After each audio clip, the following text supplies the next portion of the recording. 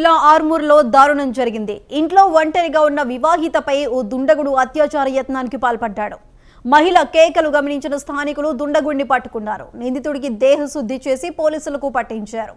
తన భర్త లేని అదును చూసుకొని కొట్టూరు రాము అనే వ్యక్తి అఘాయిత్యానికి పాల్పడ్డాడని మహిళ తెలిపింది. కేసు నమోదు చేసిన పోలీసులు నిందితుడిని అదుపులోకి తీసుకున్నారు.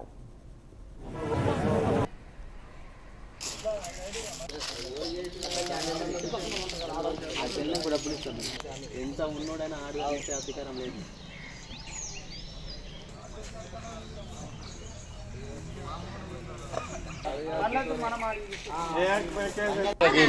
మీరు ఆడవాళ్ళు అట్లా మోసం చేస్తే ఎట్లుంటది?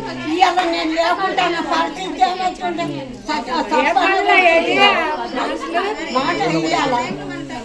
నేను అప్పుడే చెప్పిన మహేష్కు ముందైతే అనుకున్నాను, కానీ ఆమె వరుతుంది. హాయ్ హాయ్ అంటే ఎప్పుడన్నాను గమ్మత్కు వరుతారని అనుకున్నా, కానీ ఇక నాకు అంత నెత్తికి రాలేదు. ఇంకోటి వచ్చింది అన్నట్టు ఆమె వరటారని నాకు లెక్కలు లేవస్తాను. నాన్నమ్మ లెక్క చేత కింద వచ్చి లేస్తాను, కానీ ఉంటాను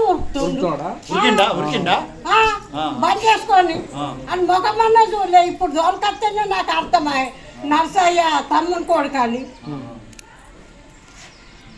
2 గంటలు పట్ట పగలు వస్తారా నాన్న? అది ఏంది ఏం కదా, అది మస్తికి వచ్చినట్టు కాదా? నందిపేటలో ఉంటున్నాను. గత 4 సంవత్సరాల నుంచి ఇక్కడే ఉంటున్నాను. మధ్యాహ్నం పూట 2 గంటలకి ఒక ఆయన వచ్చినాడు. మీ హస్బెండ్ లేరంటే అడిగినాడు. లేడు, అందుకైతే ఫోన్ నెంబర్ కావాలంటే ఇస్తాను మాట్లాడుకో అని చెప్పి సమయంలోనే తలుపులు మూసేసి గొంతు పిసికి గోర కత్తి ఇంకా మంచం మీద వేసేసి గట్టిగా నోట మూసేసారు. నేను ఆయి అంటే కానీ ఇంటి పక్కన వాళ్ళు ఊరుకుంటూ వచ్చినారు. ఇంకా మా ఆయనకి తొందర ఫోన్ కూడా చేద్దామడానికి ఫోన్ కూడా బెడ్ మీద వేసేసినారు. పిలవగానే పారిపోయినాడు. కాకగానే పారిపోయినాడు. ఏం పరిచయం లేదు. ఈ రోజు 3 సార్లు ఏమో తిరిగినారు. మన సోమవారం అయితే చూసినా నేను, అంతే. నేనైతే చూడలే. ఇంకా నాకు అతను పరిచయం కూడా లేదు. మా ఆయన మేస్త్రి పని చేస్తాడు. నేను ఇంటికారే హౌస్ వైఫ్. అంటే ఇప్పుడు నువ్వు అంటే అల్లరి చేస్తే వీళ్ళందరూ పక్క వాళ్ళందరూ పారిపోయినాడు.